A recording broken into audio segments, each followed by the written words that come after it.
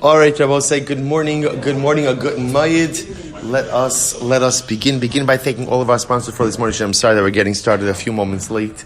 Begin by thanking our TALMUD TORAH sponsors for the month of Tishrei, Jerry and Sora Wolasky, for dedicating all the Shur and Drashos this month. And the zechus of refuah sheleimah for Zecharya Dov ben Perel Shira, Shaindy and Avraham Kelman in memory of their beloved parents, and the zechus of all those who need refuah sheleimah. Dr. Linda Weinberg in loving memory of her husband, Peretz Moshe ben Avraham David. Leah Sol is a zechus for refuah sheleimah for her daughter Ilana bas Esther. Our week of learning sponsors, Ira Grossman, in commemoration of the 12th yahrzeit of his father, Melech ben Azriel, and Valeriy Osipov as a zechus refuah sheleimah for Ilana, for Irina bas Brilliant. We hope then the merit of our TALMUD TORAH. All of those who require refuah should have one together with Kol Cholei Yisrael, and all of the Neshama should have an Aliyah, and the families in Neshama. But with that, let us begin. We have a beautiful daf ahead of us today. Today's daf is Nun Beis 52, and we are picking up Emir Hashem on Nun Aleph Amud Beis, right? Tashma, right? Good, excellent. 5 lines up from the bottom. Good, Tashma. The other one? Okay. All right, I was going to say the other Tashma, so good. Anyway, I got a little excited over there. All right, it almost looks like a normal Daf Yomi shir. It's incredible. So we are 2, 4, 6, 8, 10 lines up from the bottom. So if you remember again, we are in the midst of a fundamental machlokes between Abaye and Rava regarding the topic of Kiddushin she'enon misurin libiyah. What happens if you have a marriage that can't result in biyah? What does it mean it can't result in biyah? That ultimately, again, the biyah would be aser. So is such a Kiddushin valid or not? So remember again, Abaye says it is proper Kiddushin, or in other words, it's an effective Kiddushin, and Rava says it's not. So that's the conversation. So I kind of spilled the beans a little bit yesterday by highlighting the fact that we paskin like Abaye, that even Kiddushin she'enon misurin libiyah is considered to be a Kiddushin. Granted, it's not a sustainable marriage, because one is going to have to dissolve such a union, but Lamaisa, technically speaking, the Kiddushin works. Of course, now the Gemara is still in the midst of all of this machlokes. So Tashma. So we'll say interesting case here. A man goes ahead and was Mekadesh, one of 2 sisters. Ve'ena Yodea Ezo Kiddush. But he doesn't know which one. You see, if you were to have that beer at Daf Yomi, that's what happens, right? That's what happens. So what happens? He doesn't know which sister is Mekadesh. So what's the halacha? No saying get lazu or get lazu. So you have to get to both. Okay, so remember again, because it's Safik Mekudeshes, we don't know who potentially is married to who. So you have to give a get to each one. So we'll say, so again, what do you see from here? But the point is, again, what do you see from here? Now this is obviously a case of Kiddushin she'enon misurin libiyah, because he can't have relations with either of these women, because it's possible that what? Either one of them is the sister of his wife. But yet you see they both require a get. That shows you that the Kiddushin was valid. Therefore, Allah Lamaisa, this is a proof to Abaye, Akash and Rava. Gemara says, no, how come I'm asking what's the case here? Therefore, the case over here is, at the time of the Kiddushin, he knew which sister was Mekadesh. Afterwards, whatever the circumstances were, that's where the confusion set in. But at the moment of Kiddushin, there was absolute clarity. And therefore, Allah Lamaisa, we're not talking about with the Kiddushin itself is absolutely valid. Dekanami diktani, Eino Yodea. You can also see this because it says Eino Yodea, he doesn't know now which sister it was. The Eino Katani, Eino Yodua. So we'll say, had it said Eino Yodua means it was never known. Eino Yodea means he does not know the distinction. Eino Yodea means he doesn't know now, but at the time of Kiddushin he did know. Eino Yodua means it was never known. If that's the case, Ma'ila Memra. So we'll say, if that's the case, then what's the Chiddush over in this case? So this actually seems to be a pretty straightforward case. I mean, not straightforward, but you know what I'm saying, halachically straightforward, which is a man is Mekadesh, one of 2 sisters. At the time of Kiddushin, knows exactly which sister is Mekadesh. Then afterwards, for whatever reason, he gets confused. They're confused. He's confused. Everyone's confused. So what's the halacha? He gives a get to each one. We'll say it's a pretty straightforward case. So what's the chiddush? Sefer tzrichalei. Ultimately, again, you need the sefer. We'll say, what's the sefer? Meis velo ech achas. Velo ach echad. So we'll say the sefer is actually the case that we need. What happens if this guy, we'll just call him Ruvain. Ruvain died before giving a get to both of these women, and Ruvain has a surviving brother. What's the halacha? Cholitz l'shtein. So the surviving brother, we'll call him Shimon, has to do chalitza with both of these women. Makes sense. Hayulo shnayim. What happens if he had 2 brothers? Echad cholitz ve'echad miyabim. One brother could do chalitza, the other brother could do yibum. But ultimately, again, if we went ahead and married her, we would not go ahead and cause him to divorce her. So the Gemara says, Dafka, Michlatz, V'hadr Yivumi. But the ideal order over here is first Chalitza has to be done, and then Yibum, Aval Yivumi, V'hadr Michlatz, but doing Yibum first, and then Chalitza, Lo, the Kapaga Ba'achos Zekukas. You can't do Yibum before Chalitza. Why? Because any surviving brother that would potentially do Yibum first, potentially, and Abosai is having relations with the sister of his zekuka, right? The sister of the woman with whom he's obligated to do yibum, which of course is problematic. Okay, so that's the novelty in the case. Tashma, Shnaim Shekitru Shtei Achayos, two brothers, right? Reuven and Shimon were mekadesh, two sisters, Rachel and Leah. Ze eni yodea is a kiddush, ze eni yodea is a kiddush. So neither brother is clear on which girl, on which woman he was mekadesh.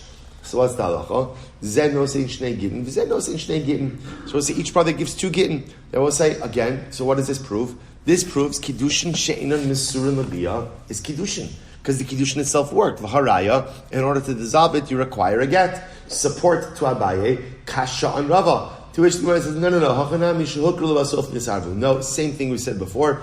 This case actually is where Reuven and Shimon at the time of kiddushin were actually explicitly clear on which girl each one was being mekadesh. The confusion set in later on. If the Gemara says, Dekanami, Diktani Eina Yodea, Veloka Tani Eina Yadua Shmamina. And also you can see the Lashon over here, because it says Eina Yodea. He doesn't know now. Meaning he knew beforehand, but he doesn't know now. It doesn't say Eina Yadua, it wasn't known at all. Shmamina, good. To which the Gemara says, so we'll say, if that's the case, we're just talking about a case, two brothers, Reuven and Shimon, being Mekadesh, two sisters, Rachel and Leah. At the time of Kiddushin, Reuven knew who he was being Mekadesh, Shimon knew who he was being Mekadesh. What happened? Confusion set in later on. What's the halacha? Reuven gives a get to both women, Shimon gives a get to both women. Straightforward case. To which tomorrow is remember. So what's the Chiddush over here? Seifa Strichale. No, you need the Seifa. We'll say, what's the Seifa? Here we go. Mace.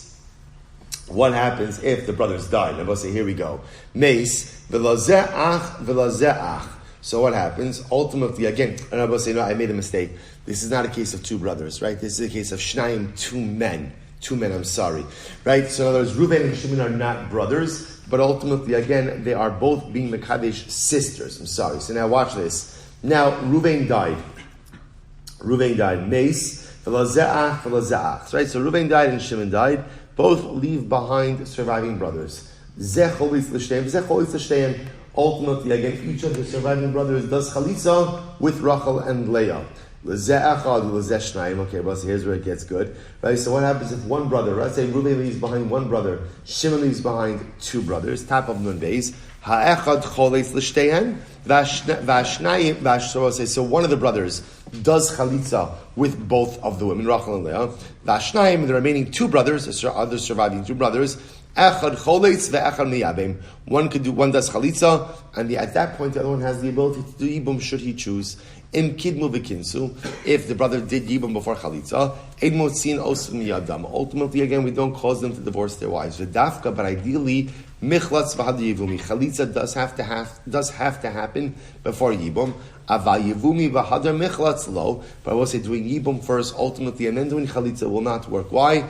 Dikapaga biyavama l'shuk. Ultimately, again, because it could turn out that he has having relations with a woman who really is eligible for yibum. Good. So we'll say for our purposes, what do we take from this? For our purposes is that halacha l'maisa, our machlokas Abaye and Rava is still here. What if we brought down these cases ultimately as a support to Abaye that kiddushin she'inon mesurin l'biyah is proper kiddushin, right? Is an effective kiddushin. And it turns out that these cases can't be a proof to that because these cases aren't talking about any type of kiddushin she'inon mesurin l'biyah. Good. So therefore, again, our machlokes is still there. Tashma, let's go back there. Detani tivyumi. Lazeh chamisha banim v'lazeh chamisha banim. Lazeh chamisha banim. So also listen to this. Interesting case. Reuven has 5 sons. Shimon has 5 daughters. V'amar. Achaz mibnoseich mikudeshas la'achan mibanai. We'll say what happens. The parents, the fathers, they make a shidduch. One of your daughters should become mikudeshas to one of my sons. They will say only one little detail, which is they didn't specify who. Right? They didn't specify in the excitement of the shidduch. one little detail we forgot to specify the chassan and the kala. So what's the halacha? Kol achos va'achas tzricha chamisha gittin. So now what we have over here is a safek kiddushin that devolves upon all of these girls. So therefore, each of the daughters requires 5 gittin. In other words, a get from each of the sons in order to avoid any suspicion or any possibility of kiddushin. Even before we go on, by the way, so again, you see, what is this a case of? So this is a case of Kiddushin, Shaindy and Avraham, right? Because Lamaisa, again, none of the sons could have relations with any of the daughters. Why? Because Lamaisa, there'd be the possibility that it's the sister of his wife. Yet, ultimately, we are acquiring a get, which indicates to us that a Kiddushin She'ena Mesurin Labiyah is still considered to be a valid Kiddushin.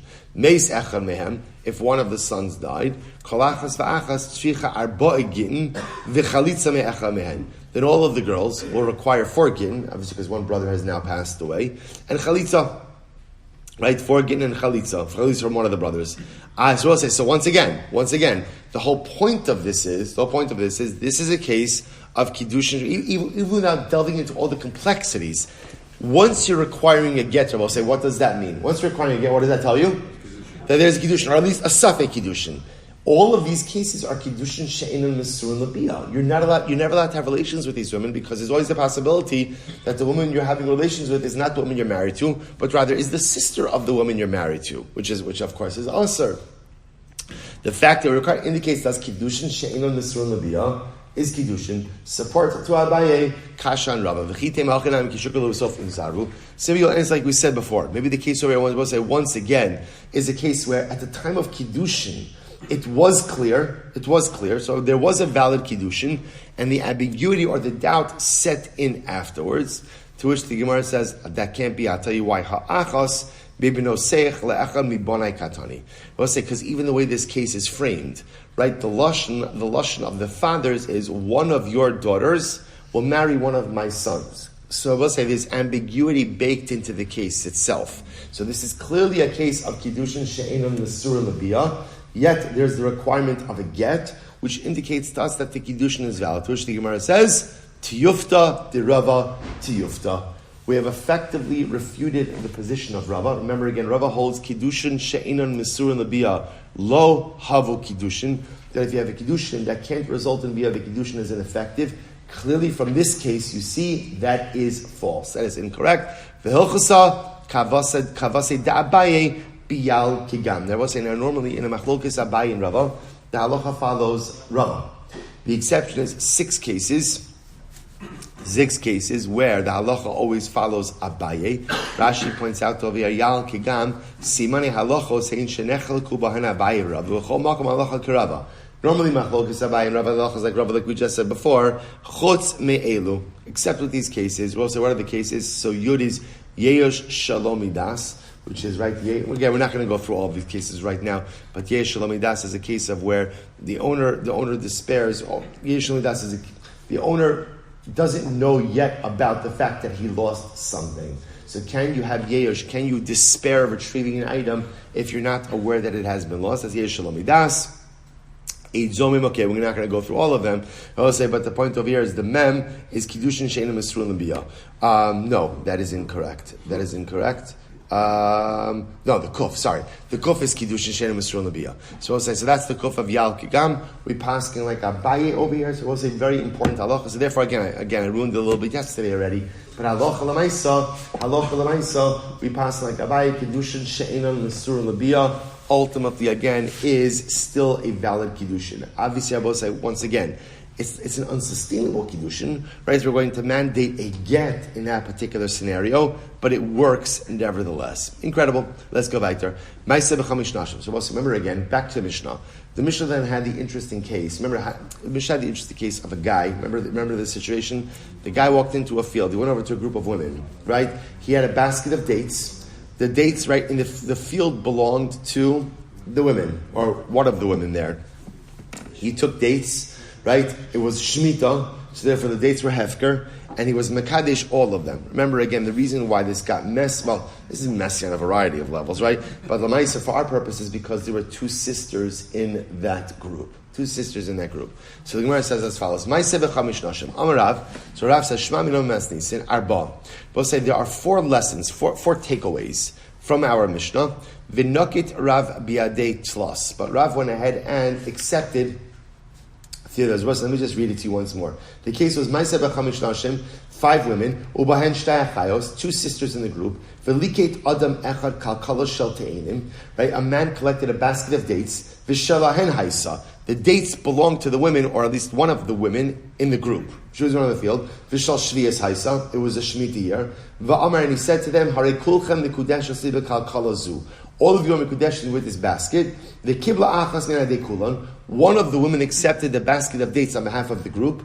The Chacham said, Ein achayos mekudashos. Right? Ultimately, the sisters are not mekudashos. That's the case. And now says the Gemara, says Rav, there are 4 lessons, 4 takeaways from this case. Rav only subscribed to 3 of them. Here we go, Bosai. Shmamina. What do we learn? Shmamina. Hamakalish Perel Shira mekudashos. Number 1, lesson number 1. If you are mekadish a woman with shemitah produce, she's mekudashas. Right? So we'll say this is very important. Now again, remember, shemitah produce is hefker. It's hefker. So takeaway number 1 is if you acquire shemitah produce, you could use that to betroth a woman. Number 2, kidsha shmamina. Shmamina kidsha begezel in mekudashas. If you go ahead and you betroth a woman with stolen property, ultimately, again, she's not mekudashas. And I will say now, where does the Gemara get that from? Because remember, again, the Mishnah went out of its way to say that it was Shemitah. Right? Why did it go out of its way to say that it's Shemitah? To go ahead and tell me that Allah, if it wasn't Shemitah, remember again, I will say, who did the field belong to? Who does it belong to? One of the women. So again, remember, so the reason why the Kiddushin worked was because it was Shemitah produce, it was Hefker. He was able to acquire it to use it for Kiddushin. But you see from here, had he taken produce from that field that did not belong to him, that would have been theft, that would have been gezel, and you can't be Mekadesh Shumon with gezel, with theft. Afilu begezel dida. Now listen, here's something interesting.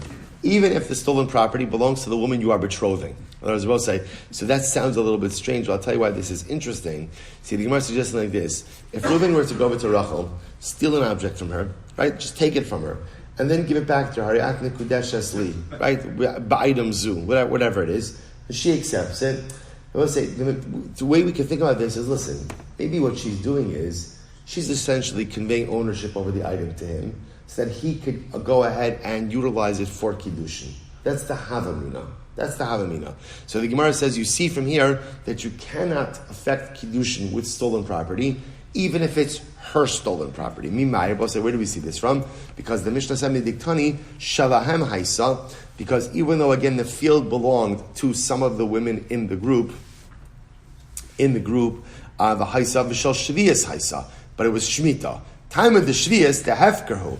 The reason why he was able to affect Kiddushin with those dates was why? Because it was Shemitah and the produce was Hefker. Haj Dishar Shnei Shavua Lo. But I will say, had it been another year, i.e. not a Shemitah year, it wouldn't have worked. Why? Because it was stolen produce. And so you cannot go ahead and affect Kiddushin with stolen produce. We'll say, if you look at Rashi, so Rashi says, Va'afilu gezel dida, v'lo amrinon midekablise achilte. Again, I will say, one would have thought that if she is receiving her own stolen property, maybe she was mochelas, right? She kind of forgave the stuff that was stolen. The husband acquired it, and she affected Kiddushin like that. Fine. So we'll say that's lesson number 2. Lesson number 3. Shmamina, isha nasa shliach lechaverta, afilu b'makom shenasis latzara. What's a very interesting case? A woman could be a shaliach to accept Kiddushin on behalf of another woman, even if that second woman becomes her co-wife. Right? As I will say, so, because remember, what's the case? The case is the man in question, Reuben, is being mekadesh a group of 5 women. One of the women went ahead and accepted the Kiddushin on behalf of the group. Remember, what did the Mishnah say? The Mishnah said it's just the sisters are excluded. But apparently the Kiddushin worked for the rest of the group. So you see that one woman was accepting the Kiddushin on behalf of the collective, on behalf of the group. And you could do that ultimately, even though one of them becomes a tzar. Now, both say, now what's the novelty in that? The novelty in that is that, remember, Rashi points out over Vafilu b'makom shenasa latzara. Rashi says, "V'afal pi shebechol eidos sha'isha kshera la'ein hatzar ne'emenes shlichusa miha kevan da'avda." I will say, remember, generally, co-wives they're certainly not permitted to give testimony right, for each other, right? Because there's understood to be like an inherent animosity and tension. Even though that is true, one co-wife could act as a shaliach for another co-wife. Good. So I will say, so these are the three takeaways from the Mishnah. Number one, if you're mekadesh a woman with Shemitah produce, it is effective.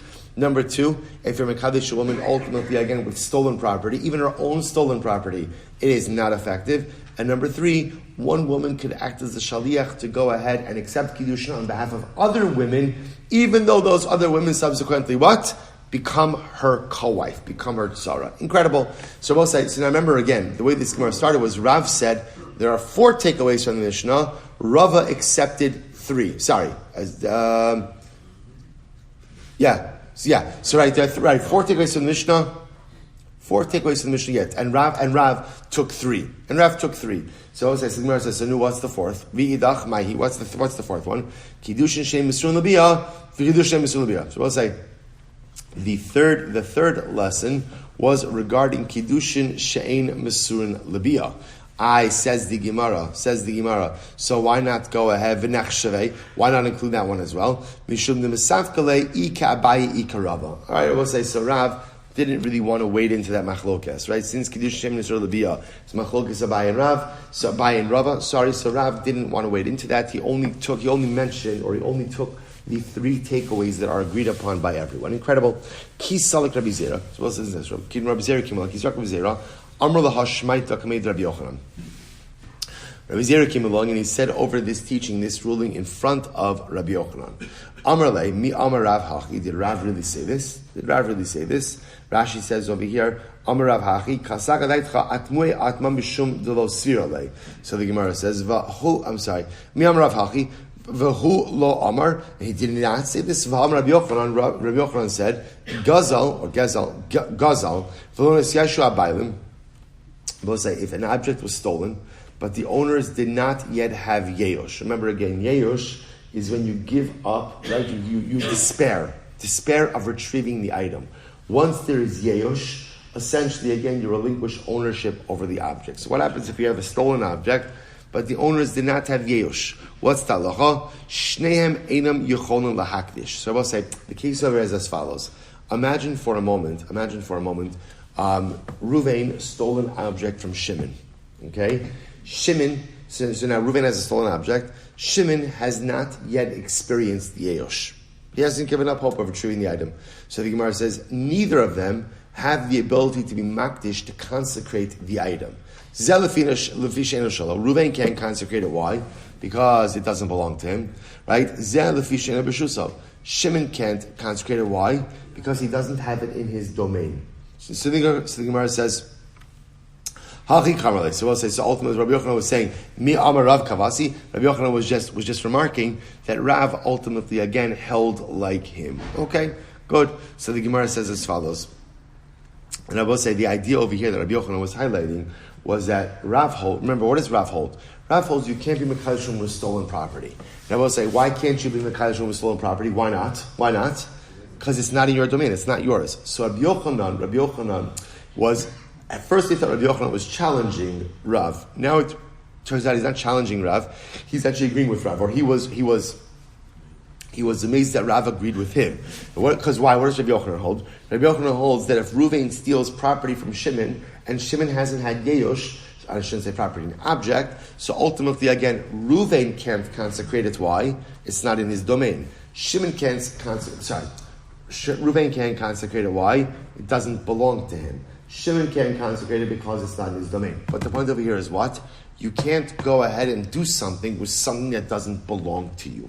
So Rabbi Yochanan and Rav are essentially saying the same thing, just illustrating the same principle in 2 different ways. If something doesn't belong to you, you cannot affect transactional reality with it. Rav is demonstrating that by showing you can't use stolen property to affect Kiddushin. Rabbi Yochanan is showing that you can't use stolen property, or you can't make stolen property hekdish. Okay, incredible. To which the Gemara says, if a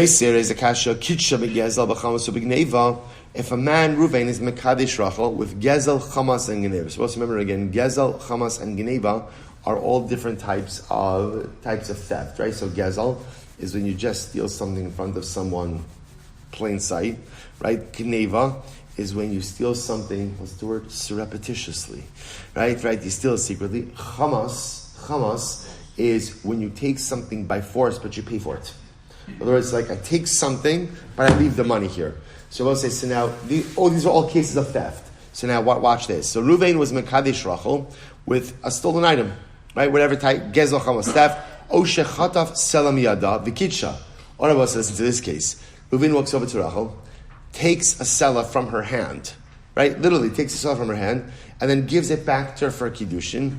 All of these cases, Nikudeshas. So I will say, so obviously this is a big kasha. And I will say, obviously, just to point out, in the case where he's stealing a selah from her and giving it back to her, obviously she's accepting it, right? In other words, you can't be mekadesh woman against her will. Only case like that maybe exists is the father with his kitana daughter. But other than that, of course, Kiddushin requires consent. The point that I will say is, what do you see from here? That Allah Chalamai, so you can't be mekadesh woman with stolen property. So that contradicts what we just said before. So what's going on over here? Both of this is fascinating. To which the Gemara says, Hasam begezel dida. So I'll say the case we're talking about is all of these items are stolen from her.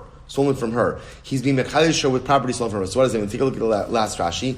Kevan de kablise achilte. So also listen to this. I mentioned this before. You see, when Reuven steals something from Rachel and then gives it back to her to effect Kiddushin, and she accepts it, b'torah's Kiddushin, essentially what has happened over here? What's happened? She essentially has been mochelas. She's been mochel. Right? She forgives that. In other words, fine, he's taking it. She essentially conveys ownership. She forgives it. She conveys ownership to him over the object. And therefore, it turns out that when he's being mekadesh her, he's being mekadesh her with something that he himself owns. Fascinating. Gezel dida. To which the Gemara says, well, one second. I'm sorry. Hasam begezel dida. I hamid diktani safe, but look at the end of that price where it says, Oshe chataf, sela mishela. Well, so here's the problem. The Seifa explicitly says, or if he takes something from her. So if the Seifa is talking about property stolen or an object stolen from her, the Pashtos the Reisha is not. Mechlal the Reisha gezel da alma askinon. Sounds like the Reisha is talking about just stamp theft, not from her, and yet the Reisha is saying you can't be a Kaddish woman with stolen property. To which the Gemara says, Perusha kamefarish. Really, ultimately, again, the Seif is coming to explain the Reisha. If a man was mekadesh woman with stolen property, and that's the Reisha, and then Seifa Ketzad, Kigon Shechatav Sela Miyada V'Kitshaba. As an example, he stole property from her, right? Sela, a coin from her, and then gave it back to her, to which the Gemara says V'Kitshaba. Ultimately, again, it'll work. So I'll say, the Gemara is introducing us to the concept maybe of gezel dida. So maybe if you steal something from the woman herself, and then go ahead and use that for Kiddushin, halacha l'mais it'll work. Why? Because there's an implied mechila. It's even more than an implied mechila. Since she's accepting it back, ultimately for Kiddushin, then halacha l'mais it'll work. The Gemara says, one second, v'hamas nisin the gezel dida. Now let's go back to our Mishnah. We'll say our Mishnah was the case of where the property in question is being stolen from her. Right? Look at Rashi. V'hamas nisa megezel dida diktani shalahen haisa v'daik rabnina de'ina mikudeshes ila d'shviyas hayin. Let's go back to our Mishnah. Right? In our Mishnah, Reuven was walking into the field, collected a basket of dates, and gave it to this group of women, ultimately to effect Kiddushin. Now, remember again, the reason the Mishnah said the Kiddushin work was why? How did the Mishnah set it up? It was Shviyas. It was Shemitah. So we'll say, so if you hold that halacha l'maisa, you could actually affect Kiddushin with stolen property that belongs to the woman herself, why do they need to set it up as a Shemitah case? Just let it be a regular case. Right? Rav said the only reason why the Kiddushin worked was because it was a Shemitah year, a Shemitah produce. The inference from that was, had it been stolen produce, it wouldn't have worked. To which the Gemara says, Lo kasha, had shadich, had lo shadich. So this is actually very interesting. The Gemara says, no. When do we say that if a man is mekadesh with stolen property, that ultimately, again, the Kiddushin works? That's when they had already spoken about marriage beforehand. Oh, this makes a lot more sense. So in other words, if you have Reuven and Rachel, and they already spoke about marriage, right? They agreed to get married. And then Reuven comes and takes property from Rachel and uses that to mekadesh her. All right, that makes sense. That's when the Kiddushin works. Why? Because since they're already in the parasha, they spoke about marriage already. Therefore, halacha l'maisa, that's where the mechila, that's where the forgiveness, so to speak, comes in. But in a case where it's kind of like, a cold call over here, right? They're just walking in, there's no previous discussion of marriage, then halacha l'maisa, you can't be mekadesh woman with stolen property. Very good. So really, it's an interesting yesod that you could steal something from someone with whom you have a previous relationship, and yet, again, that person automatically forgives the mechila, or forgives the theft in order to further the relationship. Right? So if you think about it, it's an overwhelmingly beautiful metaphor for our relationship with the Ribono Shel Olam. Because what happens between us and Hashem, the Ribono Shel Olam gives us kohos, He gives us abilities. And He gives us brachos. I always say, what happens in life? So, intentionally, unintentionally, we steal from the Ribono Shel Olam. How do I steal from HaKadosh Baruch Hu? Because the Ribono Shel Olam gives me my kochos and He gives me my brachos in order to accomplish good things. But sometimes what ends up happening is, I go ahead and I steal it from Hashem, and I use those kochos and I use those brachos. Unfortunately, again, for chet, for avera, I misappropriate that which has been given to me. But yet, when I do tshuva, and I recommit myself ultimately again to going ahead and using those kochos and using those brachos for something good, I'm able to go ahead and then reinvigorate the relationship. The same way that when why do I say, why is that? Why is tshuva possible? The shadich. Because I have a shidduch with HaKadosh Baruch Hu. You see, when you're in the context of a relationship, so once there's a relationship, an established relationship could weather relationship trespass, right? When there is an established relationship, that's when, even if one of the parties acts out, because there's a framework of relationship, it's a forgivable offense. We can work this through. When there's no relationship, so any trespass, by definition, prevents the relationship from even occurring. I have a relationship with Hashem. There's shidduchim, right? There's a shidduch between me and the Ribono Shel Olam.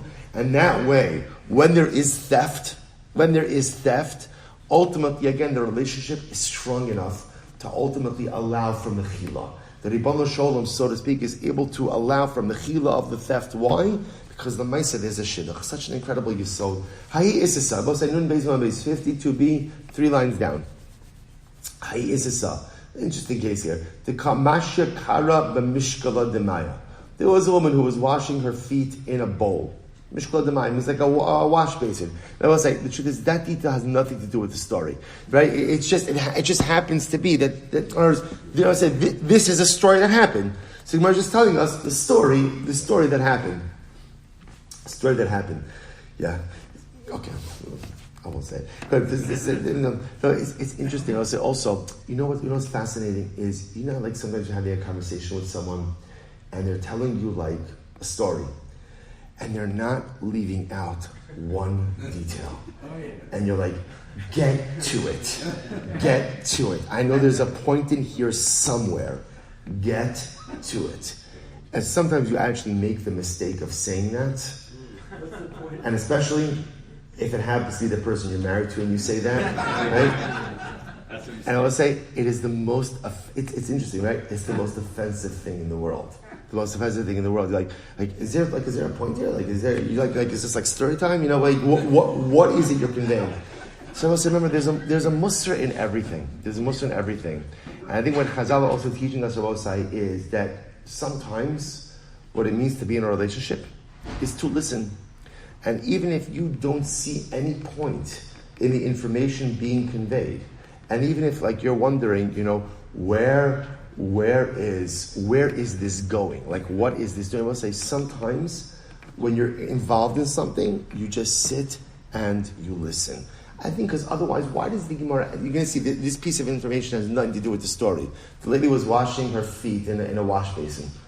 Okay. Sometimes about say you just have to be present. You just have to be willing to listen in the context of what's occurring. So what happens? Asa Gavra chatav zuzi michavre. So we'll say what happens. Okay, so we'll call it Rachel. Rachel is washing her feet, right? Reuven comes along, and he takes a zuz from his friend, v'shadala, and he gives it to Rachel. Amrla, Mikadshishli, become Mikudeshes to me with this zuz. So Ruvain is Mekadesh Rachel with stolen money. Okay, so I'll say, so now what happened? Also, Gavra Kamei Rabas. Now I'll say, what's the Shaila? Is the Kiddushin valid or not? So also Gavra Kamei Rabba. So the guy came before Rabba, right? Amar les dechash le de Rabbi Shimon. Damer stam gezeli yeyosh bailim havi. And Rabba said, no one holds of the position of Rabbi Shimon. Rabba says, it's actually very interesting. Rabbi Shimon holds that halacha l'maisa, stam gezel is yeyosh bailim. Rabbi Shimon is of the opinion that the overwhelming majority of people, when an item is stolen, they have immediate yeyosh. And I will say, that would actually work well in this situation. Why? Because then when Ruvain took the zuz from Shimon, there's assumed yeyosh. And I will say, once there's yeyosh, who owns the zuz? Ruvain. And therefore, there's Mekadesh Rachel with the zuz, and it's an effective Kiddushin. So Rava essentially said to Ruvain, no one holds that way. And therefore, you're a Mekadesh with stolen property. And being Mekadesh with stolen property does not work. Doesn't work. Fine. What's another story? Good stories here. Who are we say the Kaddish bemuza the shamchi. There was an aris. Now we'll say an aris is a sharecropper. And I remember again we'll say what's a typical sharecropping arrangement? We'll say is you get a percentage of the field. Now we'll say now the way that works is at the end of the harvest season everything is divided up. So you have a sharecropper over here who took a handful of onions. Right, and gave it to a woman. Right, so he gives her a handful of onions. They came before Rabba.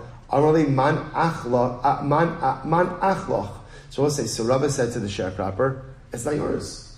It's not yours. In other words, that's not the way sharecropping works. In other words, take a look at Rashi. Man achlach, mi machalacha chelko shabal abayis. In other words, who was mochel to you, right? Who allowed you to take a portion that wasn't given to you? V'hani mili b'muza. And also the reason it's problematic is because he took a handful. Aval kisha, but had he given, we'll say kisha is like a bundle. Rashi says aguda. A bundle. A bundle, right? Shabbos and Kisha, Matzi Amar, the sharecropper could have said, Ana Shakli Kisha, right? Ana Shakli Kisha, Shakil at Kisha, Kisha ki Kisha. But here's what's interesting. The problem with what the sharecropper did was not that he gave her vegetables. It's the amount. You see, the way a sharecropper works, we'll say he's going to get a standardized amount. How do you normally go ahead and divide up onions? By the bundle. Right? It's not like one onion for me, one onion for you. There was a standardized onion bundle. Right? Onion bundle. So we'll say the problem with what the sharecropper did is, what did he do? He took a handful. So we'll say, what's a handful? A handful is a subjective amount. Subjective amounts, who gave you the shus to do that, right? Or everything is jointly owned between you and the balabas. You can't just take a bundle and go ahead and give it away. Now, you can't take a handful and just give it away. Had he given a bundle is an objective unit. So then the sharecropper could have said, okay, I took one of my bundles. You'll get your bundle, I get my bundle. That would have been an effective Kiddushin. Fascinating. Hahu sarsei, the Kaddish bekruma de shichra. This is very interesting. There was a sarsei. What's a sarsei? Rashi says over here, osa shechar tamarim. A brewer. I wasn't to understand beer in times of the Gemara was date beer. So there was a brewer. Rabbi saying, now what was the chap with the brewer? Rashi says, Osa schar mitmarim shabal abayis lemachzis schar. The chaver of Rabbi say, so the way it would work is a brewer would, right? You'd have a brewer. Somebody would come to him with dates, right? And he would make the beer from the dates of the balabayis. Then what they would do is they would split up the proceeds afterwards. That's the way it would work. So what happened? There was a brewer who was mekadosh with the date dregs. Like, I guess, in other words, after you go ahead and you make the beer, and I will say now, I don't know if dregs is the right word. I don't think dregs is the right word, because dregs is like what you have in wine. But like, after you go ahead and you brew the beer from the dates, the leftover dates, the shirayim, the date shirayim. And I will say now, understand, date shirayim still has a value. Why does it have a value?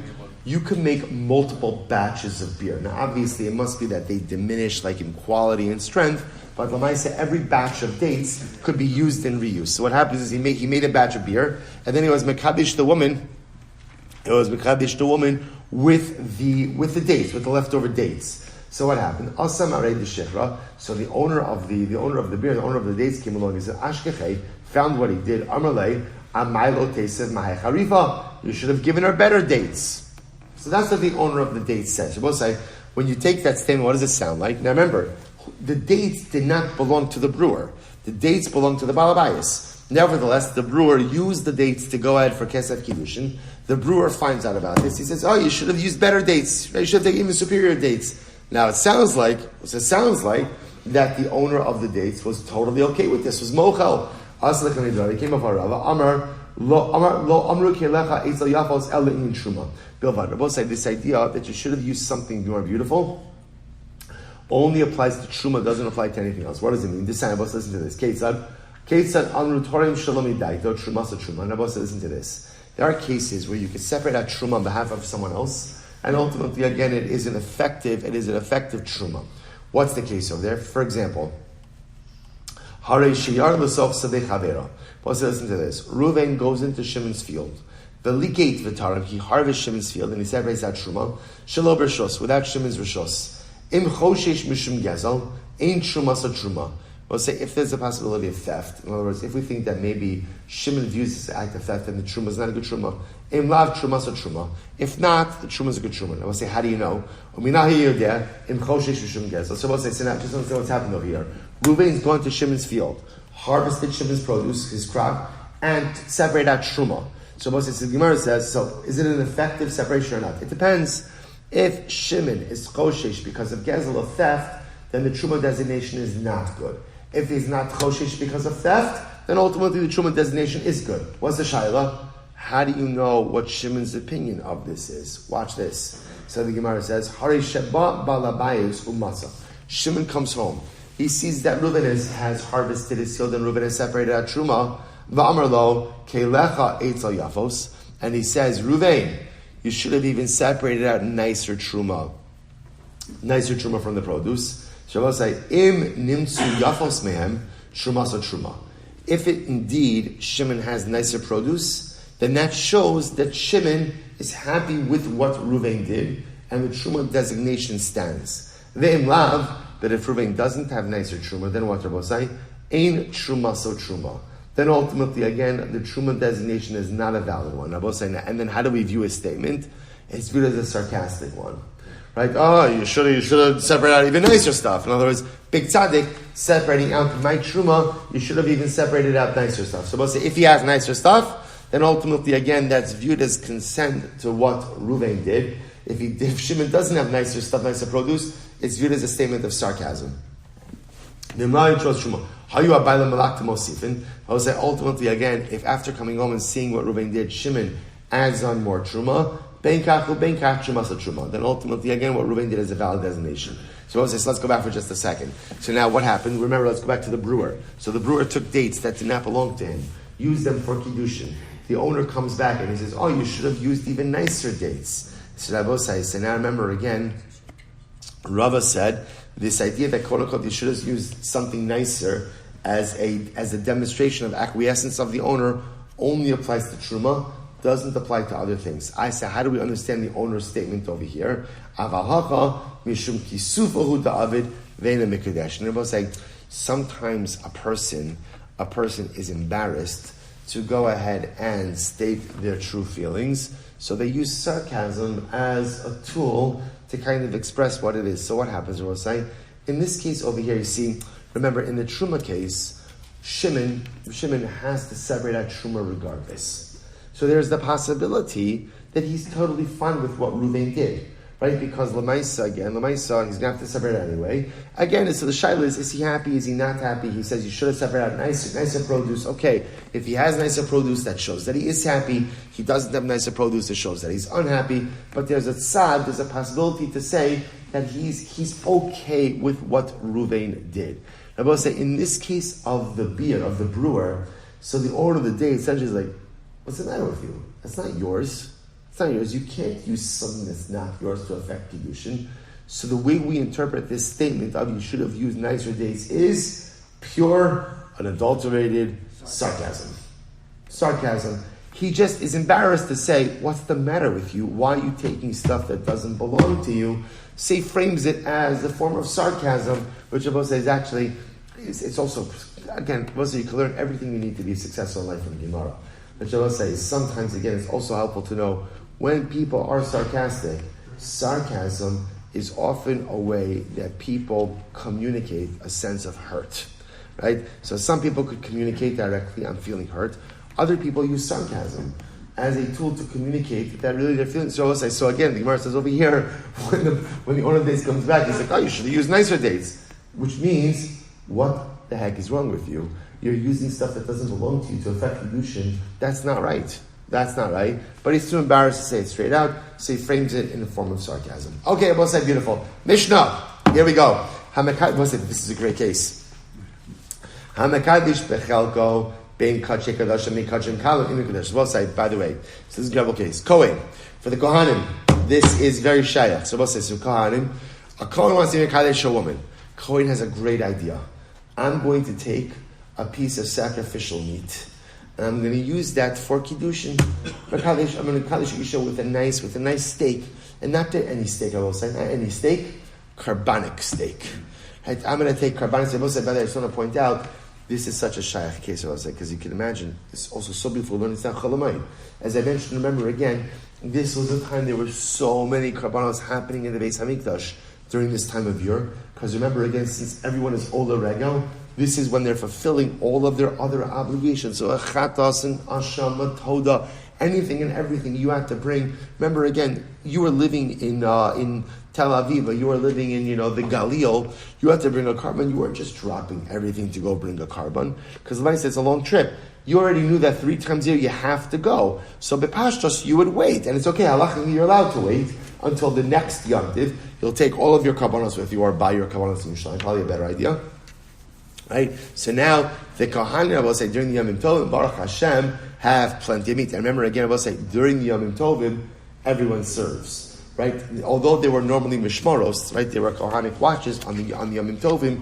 Every Kohen is present, which means that Baruch Hashem, for the Kohanim, Yom Tov was beautiful. Plenty of meat, plenty of wine. So now you have a Kohen who has a great idea. Me and this girl, we've been seeing each other for a while. I think finally, again, I was always worried about my bank account. Now, I'm flush with carbonic meat, right? So the Maisa let me use some of it for Kiddushin. So now, I can't ask Kaddish woman, Ben Bekashin Kal, Ben Bekashin Kedashim, in the Kudeshas. All right, the bad news is, although it sounds like such a beautiful idea, it does not work. Doesn't work. You can't be Kaddish woman. Ultimately, again, yeah, okay, David Khan is telling me that Tel Aviv is only 100 plus years old. Yeah, Makabal, just for illustrative purposes. Right? So the Gemara says as follows. So what happens? Ein Mekudeshas. Ben Meiser Sheni. What happens if, so now that's a Kohen. What happens now, Yisrael wants to Meiser Sheni. Remember again, Meiser Sheni is yours, right? Yours, but you have to eat it in Yerushalayim. So a man wants to Meiser Sheni. Bein b'shogeg, bein b'mezid. Again, we'll discuss what that means. Whether intentionally or unintentionally, lo kiddush, it doesn't work. Doesn't work. Direi Meir. So also the Meir says, essentially the Meir holds, you can't be mekadosh a woman with Meiser Sheni. We're going to see, by the way, what's happening over here is as follows. The common denominator here is going to be Meir.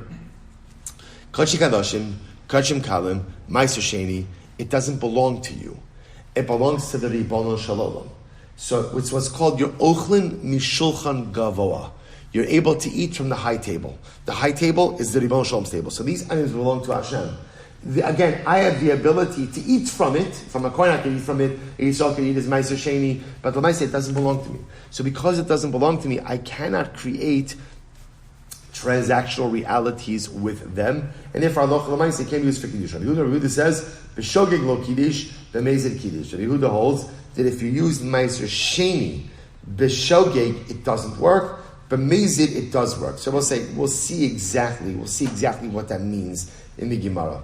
So the Gemara says, Ubehekdish, if you used Hekdish, B'mezid Kiddush. If you use Hekdish B'mezid, it does work. Ubeshogeg lo Kiddush Ivrei Meir. Meir says again, Hekdish B'mezid works, B'shogeg doesn't work. That's Rabbi Meir. Rabbi Yehuda B'shogeg Kiddush B'mezid lo Kiddush. You can also say, we'll see exactly what that machlokes is all about. Says the Gemara, De'im Masis lo Rabbi Yosef Kalili.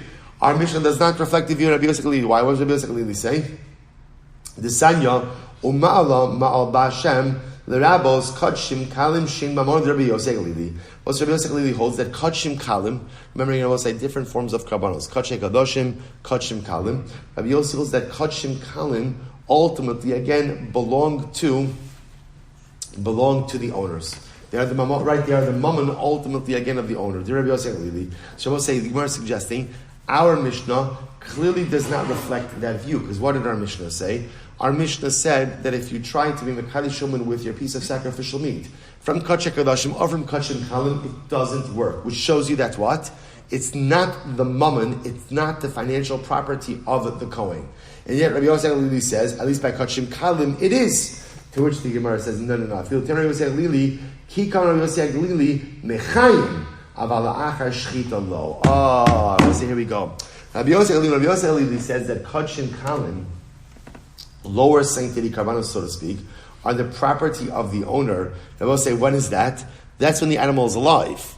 So when the animal is alive, even though it's been consecrated, that animal is still the property of the owner. Again, it has financial repercussions. Rashi points out over here, it has to do ultimately with the carbon shvuah, which we're not going to get into right now. Right? But lamaisa, again, everyone agrees that once the animal is shechted, then it becomes the property of the Ribono Shel Olam. My time, what's the reason? I'll say here it is. Ki kazachu mishulchan gavoa kazach. I'll say so beautiful, because karbanos, I'll say, belong to the Ribono Shel Olam. It's just like HaKadosh Baruch Hu gives the Kohanim a portion from his table. So I'll say this is incredible. So the meat, right? Or by the way, it's not just the meat. There's also, remember again, there's other things. All of those things ultimately again belong to the Ribono Shel Olam. And ultimately, the Kohanim are given a portion. Rashi says, Mishlochon Gavah, Hakravas Imurim, Uzrikas Hadam, Matir Habasar. So we'll say it's only after the sacrificial part and the sprinkling of the blood that's done that the meat becomes permitted for consumption. But even once it becomes permitted for consumption, we'll say, who does it belong to? The Ribono Shel Olam. Incredible. So the Gemara says, Dekanami Diktani.